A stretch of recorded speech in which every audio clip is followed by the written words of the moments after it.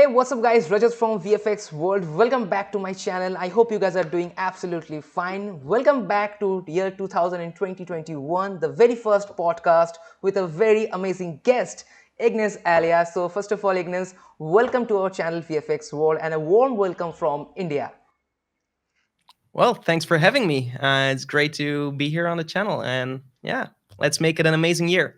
Yeah, guys. So, guys, this podcast will be the most exciting podcast because I'm also waiting for this podcast from a long time. We talked so much that we want to make something special for all of you in this new year 2020-21. So, please subscribe to both other channels and make sure you have to share this video, like, comments, and share. So, Ignace, can you start with very first question? Yeah, sure. Go ahead, shoot. Okay, so Ignace, my very first question is I'm very curious when I was watching your videos, like in which age and you decided to like join in this film industry to convert your career in this filmmaking and all. Well, to be honest, I always was fascinated by anything that was kind of like entertaining or like magical, let's say, something that was unreal. I always was attracted by this as a kid. Um, I've made my good share of gaming videos when I was like around 12 years old, 13, like 14 years old. I was really diving into video editing, just that, and some Photoshop graphic design skills. Was really fascinated by creating things from nothing, from scratch. And that grew more and more into what it is now. So basically, I started editing these gaming videos, and I always wanted to improve my editing there. I was so inspired by all these other artists that were making great video edits. And yeah, so that grew into then buying a camera, starting to film, starting to edit, and then eventually pushing my visual effects into real live footage. And yeah, that made me who I am now. It's kind of it all went pretty random, but I've always been attracted to create. Yeah, when I saw your projects, your style of working, I was like every time I saw your footages, it's pretty amazing. We are trying to do many. Even I, when I was in student life, like few years back, I was also tried your tutorials, but I was not thinking that one day I'll talk to you like in podcast. So it's a great honor for me and for my channel as It's a well. pleasure. Thank you so very much for No, coming. it's definitely a pleasure. And I also want to clarify, like, if you want something in life and you work hard enough, you can get on every level, because what you are feeling right now is exactly what I'm feeling. Like, when I started off, I could never have imagined like working for Adobe or working for with these big brands that like I looked up towards. Like, my biggest hero was, of course, like everyone else, Andrew Kramer. I started off doing video copilot tutorials, so yeah, I don't have to hide that away. Like, that was my hero, and I could have never imagined coming on a level close to what he was doing. Not even today. I'm still looking up to him. And now people are starting to look up to me, so that's a big privilege, and I'm Exactly. super honored for that. But that's Exactly. just because I kept putting in that time. Exactly, guys. I hope you guys are already start motivating after listening this kind of stuffs from his own voice. And Ignace, I heard from some channels like you got your very first break on year like 18 years old. You got some projects from some companies. Directors are asking about to create some visual effects on some movies. Just tell me about that story a little bit, short. Well, so basically, as a young kid, I had plenty of interests. I didn't just focus on visual effects. I was very interested in video editing and filmmaking, in Photoshop editing, just like photo manipulations. Back in that time, I was actually also into web design a lot. I was creating my own websites, and I started an education here in Belgium for web design. And it was a very powerful or great education.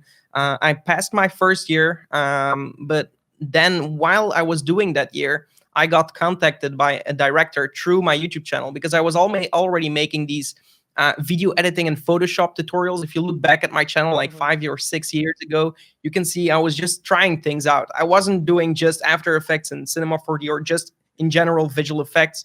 I was doing graphic design, I was doing motion graphics, visual effects, editing, filmmaking, lighting, all of these things, because I was just testing things out. So then I got contacted by the director in America, and he asked me if I wanted to work on one of his movies.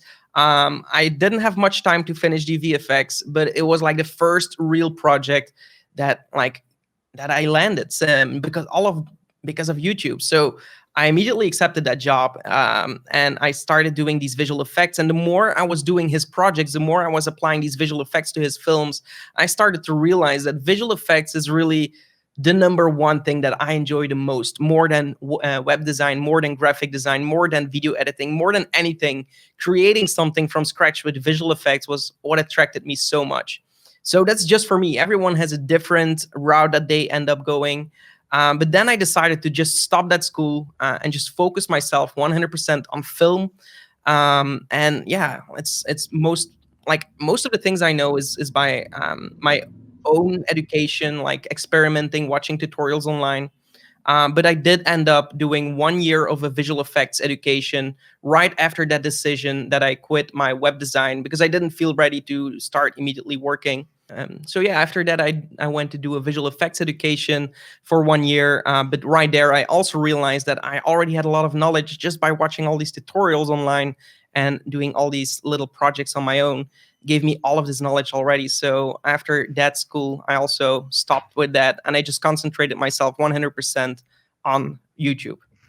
Amazing, amazing. It's just an amazing journey. And just talking about the Cinema 4D, you talked about Cinema 4D a few times back. I saw you many recent tutorials, like one that plane shot, you hold that plane with your hand, freeze the plane. It's amazing. And some car blast scene, some many tutorials you made with Cinema 4D. Is there any specific soft corner with Cinema 4D, or you really love that, or there is any special future and in Cinema 4D? Because so many guys are asking me that, sir, can I start growing my career on Cinema 4D or Blender or any other like Andrew Kamar sir, Element 3D. So which is your preferable software Yeah. you provided the students that yes, Cinema 4D you can do, or Blender or Element 3D? What do you suggest? Well, so software is a very personal choice. And I had that same question when I started out. Which software should I learn? And that's why I kind of postponed learning it for a very long time because I didn't know what to learn. And I was just waiting and waiting. In the end, it all comes down to just pick something and start with it. It doesn't matter which software you want to use. If you want to use Blender, go ahead and just try it. I also tried plenty of softwares. I tried Blender, I tried 3ds Max, I tried Maya, I tried Cinema, I tried Modo, Lightwave, Wow. uh, probably plenty of other softwares that I tried. But in the end, Cinema 4D looked so intuitive, so easy and straightforward. The interface, it just made me feel calm. I don't know how I can explain this, but it's a very simple interface and very easy to learn software. All these other softwares were very 3D focused and like full of all these little hidden features that it just I couldn't grasp my mind on it. So Cinema was the first software, in my opinion, that like allowed people to learn it in an easy way. Like it's very simplified, yet you can do a lot of things with it. And yeah, it has a lot of really cool features that I enjoy in Cinema that other software don't have. Especially like working non-destructively is something that I really enjoy. Like when I make something in Cinema, I can always come back to that first step because it's really built to build your entire scene modularly without destroying or like limiting yourself to going back to a previous step. Amazing, amazing. I think guys, you guys are right now clear about why Cinema 4D, why Blender, and why any other softwares. But make sure whatever software you choose, that should be you learn properly and you apply those effects in this with the softwares in a proper good way. Am I right, Evans?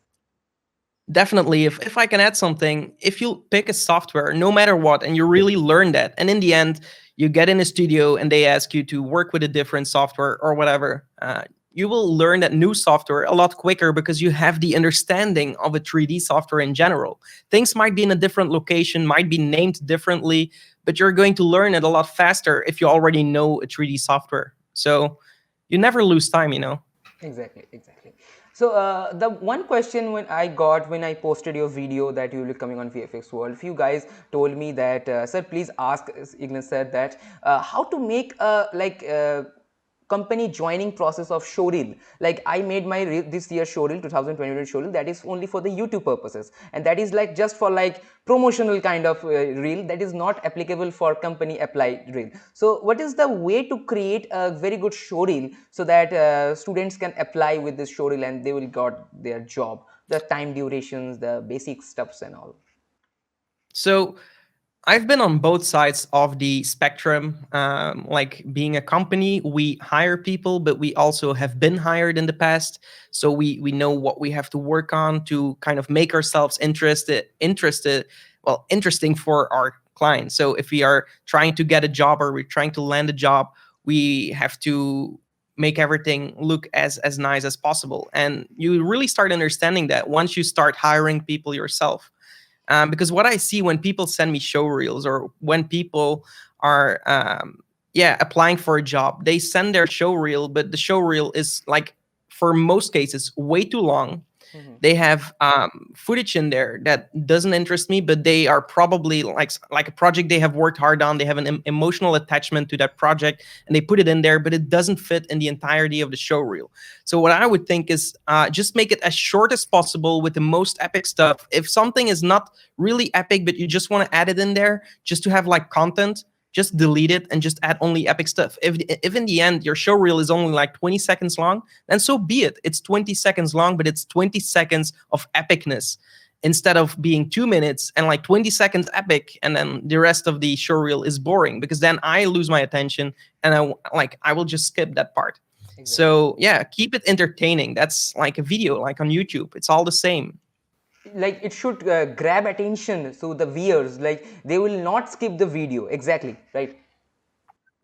Just keep it short and concise with your best work. And if you don't have best work, go and create work just for that show reel. Like think of something that would look epic that you could create it just for the show reel. Not even if you didn't have a client or if you don't want to upload to YouTube, just make it just for that purpose. And that's really going to help you in the end.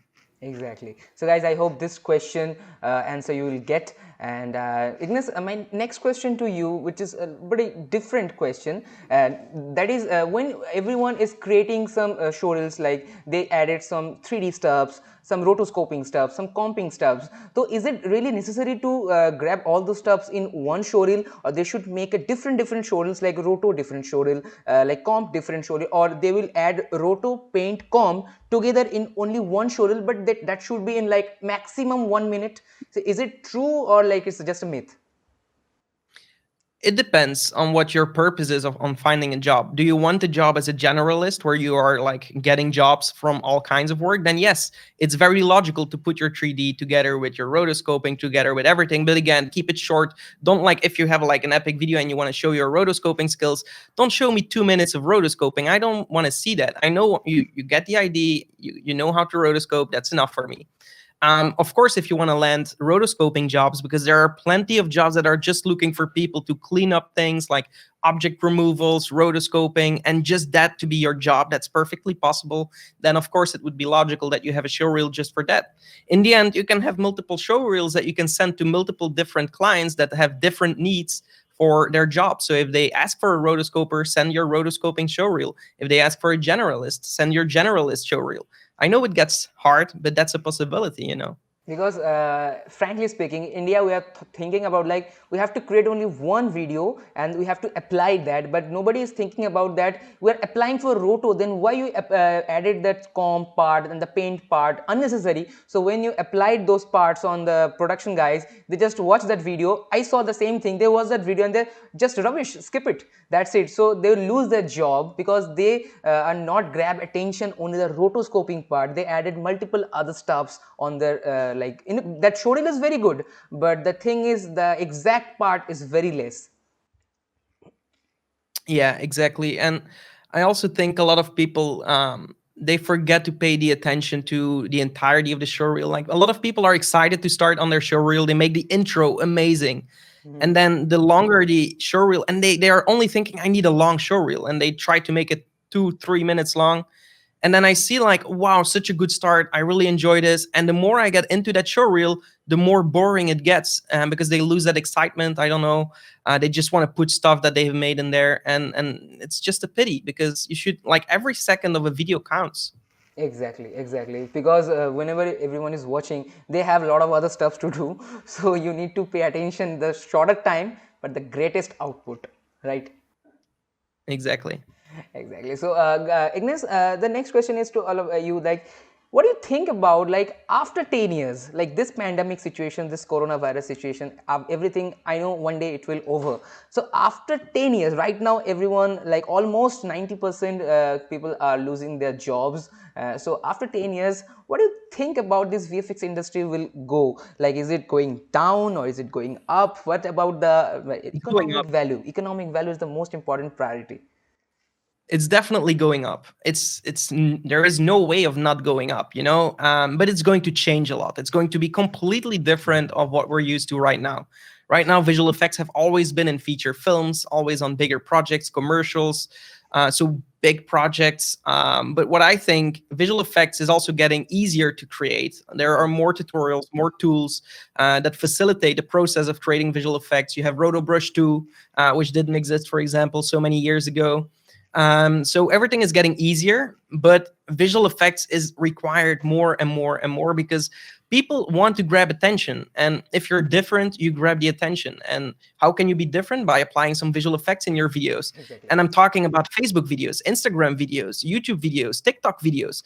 All of these videos are requiring visual effects. And all of these platforms have very famous people that are looking for visual effects artists to do those effects for them, because those people don't have the time to create those effects themselves, because they are the personality.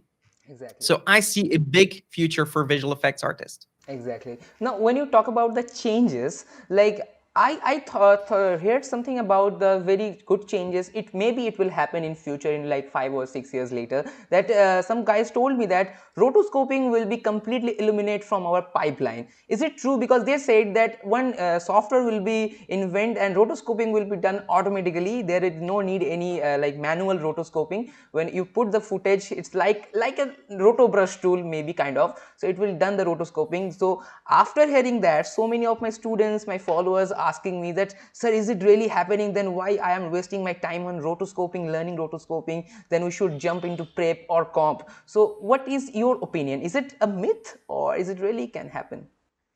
Anything is possible, so I'm never going to say it's not possible for rotoscoping to be gone, and it would be great, because I hate the process. But chances are you're still going to do some rotoscoping from time to time. Even if there is a software that makes it easier, you'll have to understand how to guide the software to do its best job.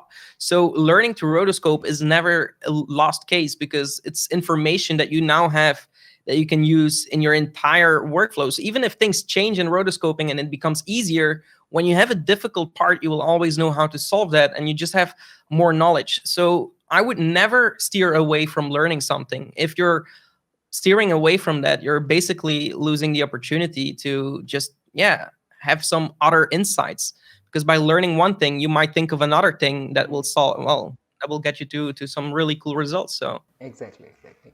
So the next one is from 3D department, that many of my followers asking me, sir, why I learn Maya, why I learn Max, why I learn any other 3D softwares, can we learn all together? Because I know Max, Maya, like all the plugins as well. So they thought that okay, some guys follows you, they thought you as an ideal. Some guys follows me, thought I am an ideal. So they thought Rajat or Ignace can learn all the softwares, then we can also learn those softwares. But I'm trying to tell them that I'm learning just because of YouTube. But you are learning just because of YouTube? Ask yourself. So what's your opinion, that they should learn Max, Maya together, or only Max, only Maya? What is it?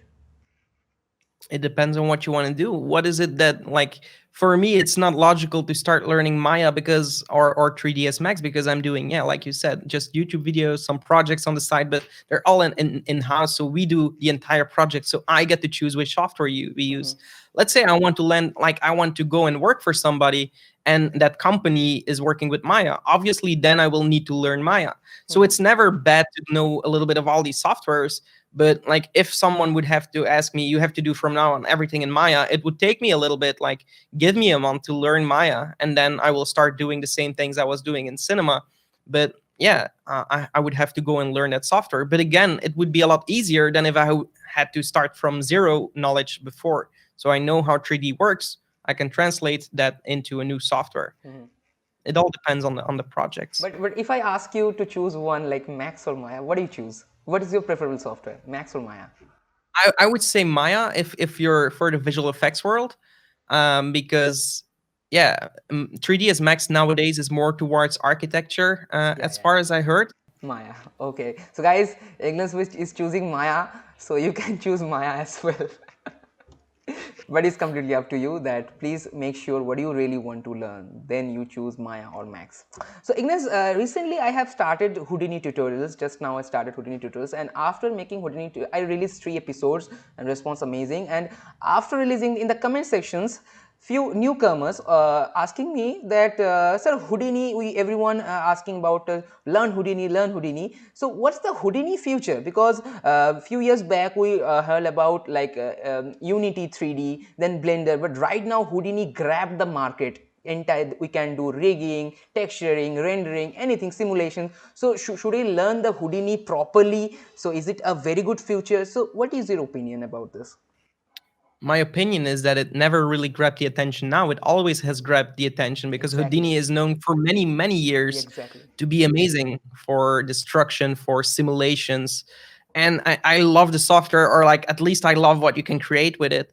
But I personally think like more plugins are becoming available, more tools are becoming available. Houdini is pretty hard. I'm also planning on looking into it. I've already opened it and played around with some smoke and fire and stuff. So I have a basic understanding of the software, but I don't want to spend too much time into It's learning that pretty software hard to because learn. Exactly, it's pretty hard to learn. most of the things you can already create in Cinema, for example, but then I would need plugins. So if I'm using the Von Roy fracture together with X particles, together with Turbulence FD, I can get very similar results to whatever you can create in Houdini. But the thing is, in Houdini, you can just make it, and in Cinema, you need the plugins. But I don't mind the plugins because I'm in my comfort software.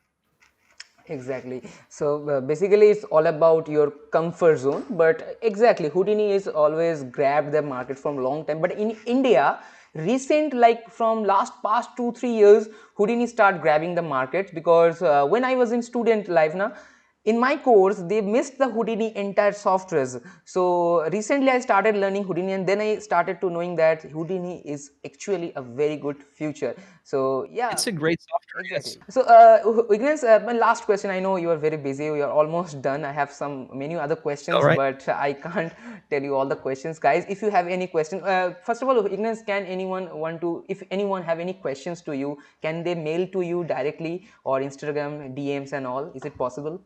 Instagram DM is the easiest way to reach out to me. There's where I try to see as much as possible and to reply to everyone. We also have a Discord group. Mailing is only for like projects and business inquiries. Exactly. So yeah.